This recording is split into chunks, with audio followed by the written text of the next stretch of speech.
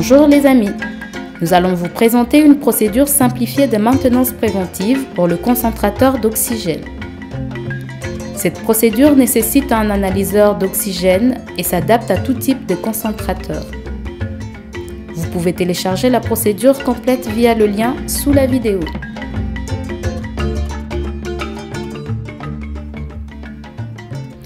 Un concentrateur d'oxygène est un appareil qui va utiliser l'air ambiant et donc l'air de la salle qui comporte environ 21% d'oxygène afin de délivrer de l'oxygène de 90 à 95% qui sera ensuite connecté à un patient qui souffre d'insuffisance respiratoire. C'est un appareil qui est principalement composé d'un compresseur, d'électrovannes, de 2 tamis des zéolithes et des filtres. Il nécessite une alimentation électrique stable. Il est donc important de réaliser la maintenance préventive de cet appareil afin de vérifier son bon fonctionnement et d'anticiper le remplacement de certains de ses composants. La procédure que nous vous présentons se décline en 5 étapes et nous recommandons de réaliser la maintenance de chaque concentrateur en utilisation tous les 3 mois. Pour réaliser cette maintenance, de quoi avons-nous besoin? De notre appareil, de l'analyseur d'oxygène qui nous permettra de tester le débit, la pression et la concentration d'oxygène, des filtres de réchange et la pression, du produit nettoyant pour dispositifs médicaux et des outillages de base du technicien. Première étape, contrôle visuel.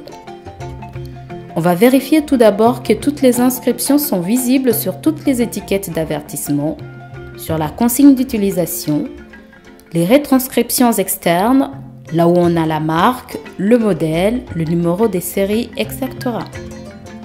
Ensuite, on va vérifier la présence du câble d'alimentation.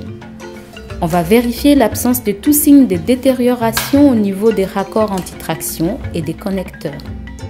On commence par nettoyer l'appareil avec un produit détergent désinfectant approprié aux dispositifs médicaux ou avec de l'eau chlorée à 0,1%.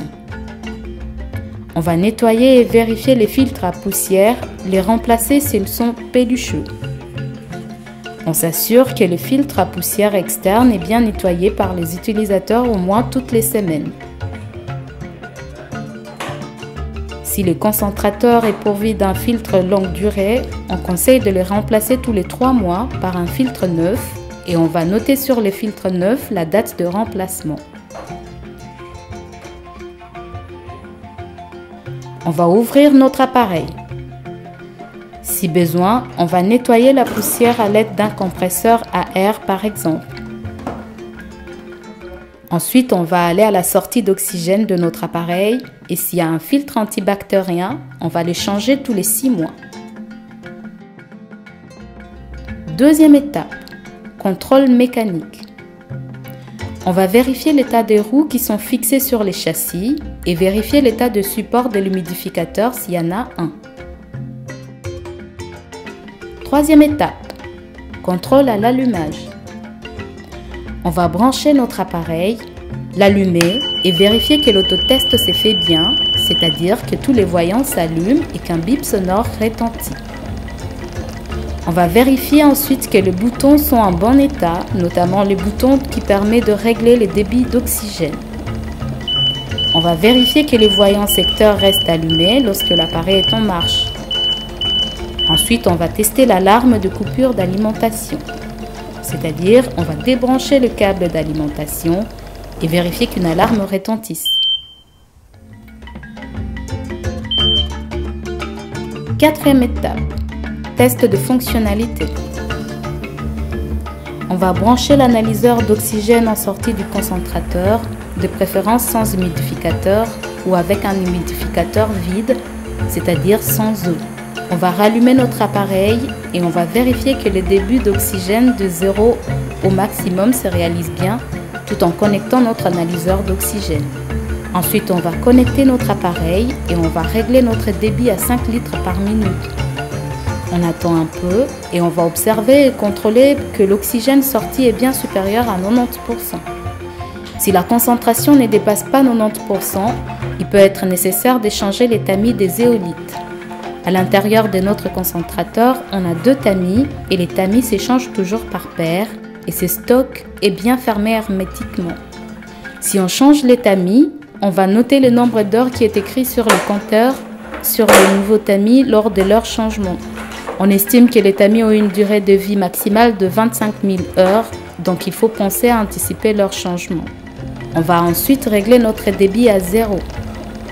Toujours avec notre analyseur d'oxygène connecté, on va augmenter par palier de 2 litres par minute et vérifier que notre analyseur annonce bien la même valeur que celle qu'on règle sur notre concentrateur.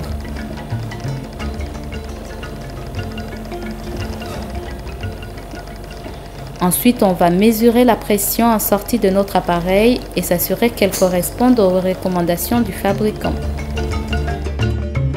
5e étape, test de sécurité électrique. Nous vous renvoyons directement vers la procédure sécurité électrique que vous trouverez aussi en lien sous la vidéo.